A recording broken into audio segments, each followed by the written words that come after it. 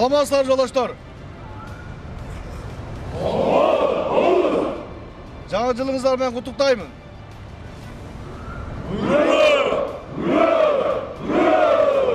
Азыр рульда аталыштагы рейд жүрүп атат. Жумушту күчөтөбүз. Мас айдоочулардын акысы, эч кимдин акысы жок, мас рульга отурганга. Жол кырсыктарын алдын алуу боюнча талыкпай эмгектенебиз. Кызматтык ак ниеттүүлүк менен, сабырдуулук менен, маданияттуулук менен элге сервистик жеринде сервистик көрсөтүү боюнча кызмат өтөбүз. Сиздерден башка азыр Чүй областындагы 60 экипаж чыккан. Биздин башкы башкармалыктан 20 экипаж чыккан. Сиздерге жардам иретинде Бишкек шаарынын, Чүй областынын бүт камтыйбыз.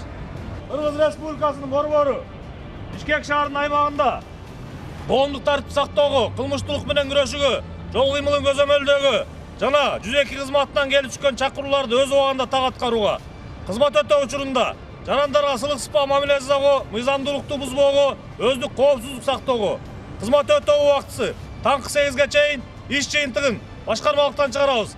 Наряд, оң, оң!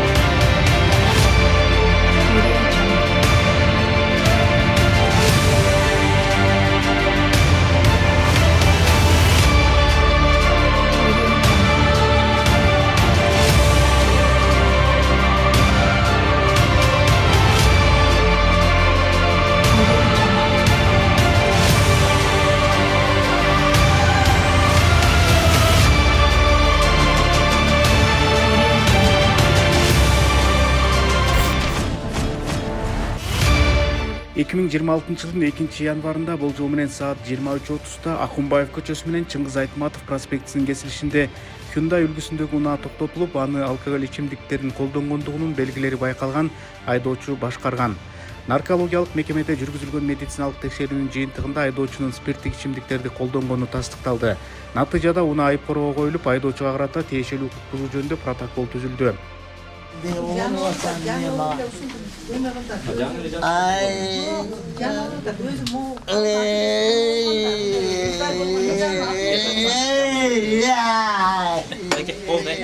Bayke boldu. Bayke boldu endi. Kol morutatay. Oşo siz kayra jata berсеңиz орунтайм. Түртпөйсүзбү? Түрткөн. Men dime kızma beni kızma işte. Bayke Kızma. Bayke. Kızma beni. Oğul. Kızma. Beni. Altı vurma beni. Baş tabaka tavsaç. Olmuş Bayke sabır. Güzel pazarı falan. Yanımızda. Bir pazarı falan.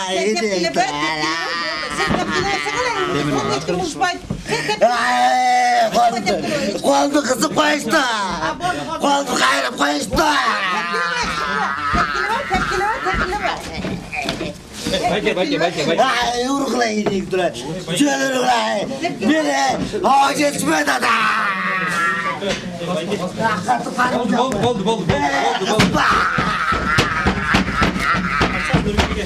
Boldu Bayke. Boldu. Kol bay. Boldu Bayke. 4-январь 2026-жылы түнкү саат 12:30 чамаларында Бакаева Токомай көчөлөрүнүн кесилишине бизге чакыруу түшкөн. Ал чакырууда Hyundai санат үлгүсүндөгү унаанын айдоочусу мас абалында деп туруп маалымат түшкөн. Маалымат түшкөн малда биздин милициянын кызмат башкармалыгынын кызматкерлери жана биз ошол программада ушул айдоочу рульда болчу. Андан тышкары мына унаасы турат. Өзүнө өзү кол салып, өзү башы менен чапкыланып, азыр учурда эптеп атып, мына ушул жакка алып келдик. Алып келип туруп, азыр мас абалын аныктаган атабыз. Мас абалы аныкталса эле унаасы айыпкорго киргизилет жана тийиштүү бузуу жөнүндө протоколдор жазылат. Негизи эле биз кайрадан кайталайбыз, урматтуу айдоочулар, мас абалында отурбаңыздар. Бирөөнү сүзүп алсаңыздар, бул уже кылмыш болуп калат. Ошондуктан баарыңар чакырып, жол эрежени так сактаңыздар. Милициянын байылган башкармалыгы. Болжол менен саат 9:00 чамасында Mazda үлгүсүндө автоунаа күнчыгышты көздөй бараткан Алматинка объездной көчөсүндө шек туудургандыктан мынаны токтотуп текшерген учурда айдоочунун өзүнүн көлүгү жок болгон, айдоочу көлүгү жана ага байланыштуу бир аз өңү кичине кубуракта болгон. Ошол күбө менен нарколог алып келип, нарколог текшерген учурда айдоочудо наркотикалык зат чыккан. Ошол себептен такталды. Азыркы учурда унаны стоянкага Октябрь район аймагында иш алып барып жатканда жеке кызматынан чакыруу түшкөн закладчик депчи. Биз барган малда маалымат такталып, ошол жерде 2 айым жүрүптүр. Ошол айымдарды азыр наркология алып келип, наркология алып келсек, отказ деп чыкты. Отказ өтпөй коюшту, өйлөбөй койду. Эч кандай өтпөгөнүнө азыр болсо октябрь июнуна жеткизебиз. Тийиштүү чаралар көрүлөт. Карлар үйүндө тынчтык бербей жатат, бычак менен коркутуп деп ушундай билдирүү келген. Ошол аталган дарекке барган учурда төмөндөгү жаран үйүндө, карлар үйүндө мас болуп жаткан. Биз тараптан тийиштүү чаралар көрүлүп, азыркы учурда спирт ичимдигин ичкендигин аныктаган жерге келип аныктап отурабыз. Мунун баары жалган эме. Дөңгөндөрдүн эмети мен атман бул 3 январь 2026 жыл саат болжол менен 23:30 чамасында Кулатова Панфилова көчөсүндө Первомайский районунда RAV4 автобусы токтотулган. Токтоткон учурда айдоочуда спирт ичимдиги ичтанып, наркологиядан мас экени аныкталды. Азыркы учурда машинасын айыпкорго токтотуп, тиешелүү протокол толтурабыз. 26 жылдын 3 январь күнү болжол менен саат 23:00 чамасында жогорудагы айдоочу дал ушул автоунааны башкарып бара жатып столбону сүзгөн.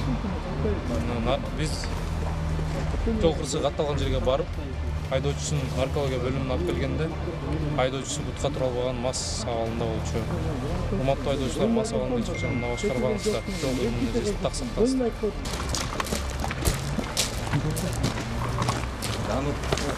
Ой,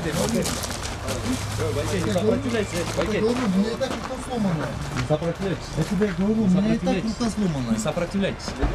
Хорошо, не сопротивляйтесь. Я же иду же. Вы толкаете? Я тебе говорю, у меня так рукой сломанная.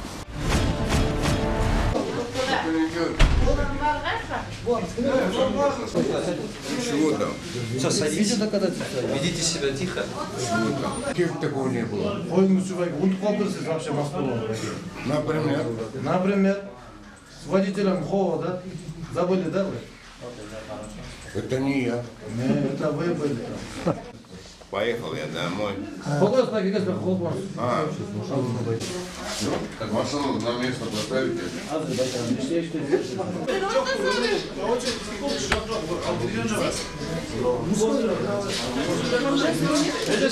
Аягынан бери байке үчөлөп кетиштин. Бүгүнмү? 31-inde. Эмне ол ким үчөлөп? Дос. Мол досу, дагы бир досу. Кимин кол тийди? Эркекчесин айтам. Үчөө тең.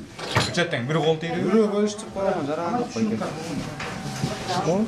Окшо бүткөн 18 жашкан чыккан эле брачка. Байке үчөлөп кеткен. Энеден келген да, короче.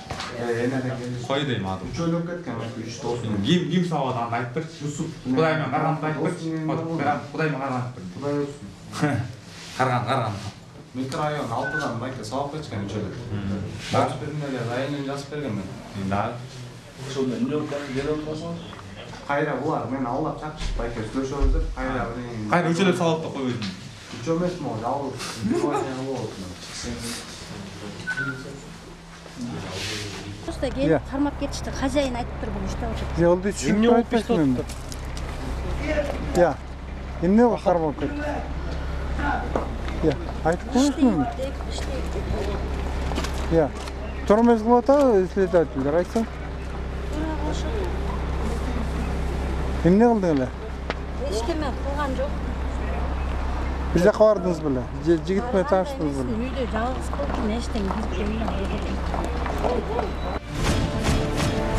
2026 жылы 4 январда саат 12:30 чамаларында жогоруда айдоочу жанында курбусу менен жанында досу менен өз убагында алмашканга жетише албай калды. Биздин кызматкерлердин Шамдак айылына байланыштуу токтотулуп, ГНДга наркологияга алып келип, тиешелүү протокол түзүлүп, бул байкебиз наркотик заттарын чегип алганы аныкталып, азыр автоунаазы айып короого кирет. Урматтуу жарандар, жол эрежесин так сактаңыздар, өзүңүзгө сактаңыздар. Протокол составляется на месте, где автомашина. Да, вы сейчас туда поедете, прям там вам на месте правонарушения. Сразу нам это сотрудники не прислали.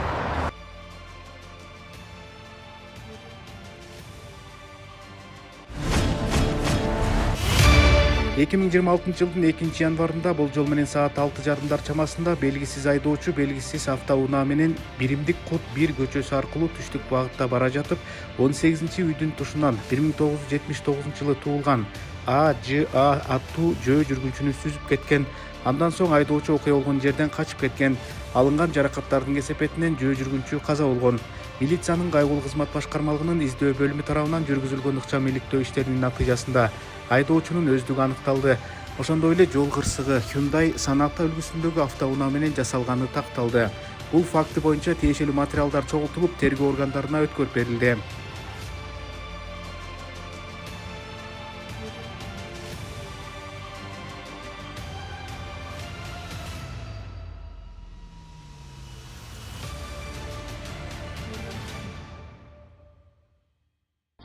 Января 2026 года по адресу Биримдик Кут был совершен автонаезд на пешехода.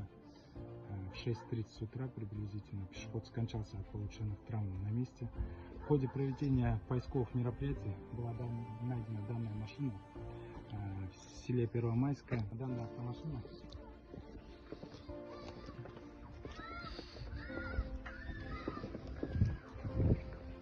на месте происшествия были найдены осколки бампера. Как вы видите, здесь молдинг данной машины и защитка были найдены на месте происшествия. На данный момент они подходят к этой машине, и подозреваемый будет доставлен в следственную службу.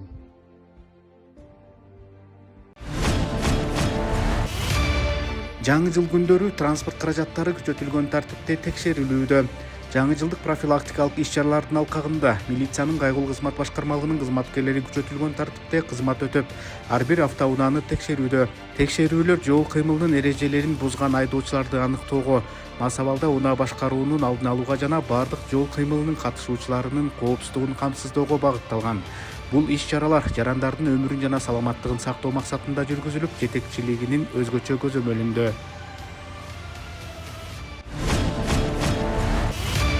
Жаңы жылдык майрамдар мезгилинде Бишкек шаарынын ички иштер башкы башкармалыгынын атайын кармоочу жайы күчөтүлгөн тартипте иштеди. Коомдук коопсуздукту камсыз кылуу жана жаңы жылдык майрам күндөрү коомдук тартипти сактоо максатында 2025 жылдын 29 декабрынан 2026 жылдын 8 январына чейин Бишкек шаарынын ички иштер органдарынын кызматкерлери жогорулатылган даярдык деңгээли менен күчөтүлгөн кызмат өтөө тартибине өткөрүлдү. Кызмат өтөө учурунда милиция кызматкерлери укук бузуулардын алдын алуу жана аларды токтотуу, ошондой эле жарандардын коопсуздугун камсыз кылууга багытталган алдын алуу жана ыкчам иш-чаралардын комплексин жүргүздү. Сот органдарынын чечимдерине ылайык көрсөтүлгөн мезгил ичинде ар кандай административдик укук бузуулар үчүн Бишкек шаарынын ички иштер башкы башкармалыгынын коомдук коопсуздук кызматынын атайын камоочу жайына 120дан ашуун адам камакка алынып жайгаштырылды.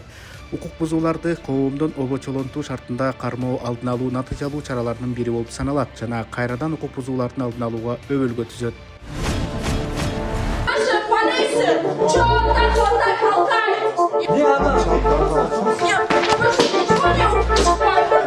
2026 жылы 2 январ күнү саат таңкы 6:25 Бишкектеги Жумабек көчөсүндө жайгашкан Нокс клубунда кыздар бейбаштык кылып жатат деген чакырык келип түшкөн. Алар милиция кызматкерлери тарабынан Свердлов райондук ички иштер бөлүмүнүн 6 шаардык милиция бөлүмүнө жеткирилди.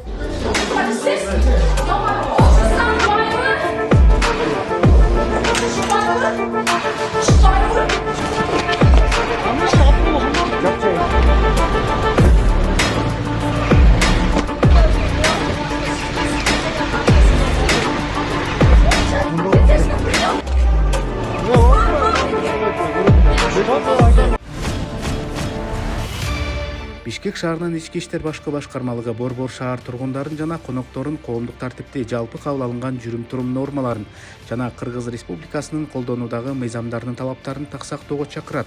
Айрыкча укук бузууларга, анын ичинде үй бүлөлүк зомбулук фактыларына жол берилбестигин баса белгилеп, жарандарды өз ара сый-урматка, жоопкерчиликке жана мыйзамды сыйлаган жүрүм-турумга чакырабыз.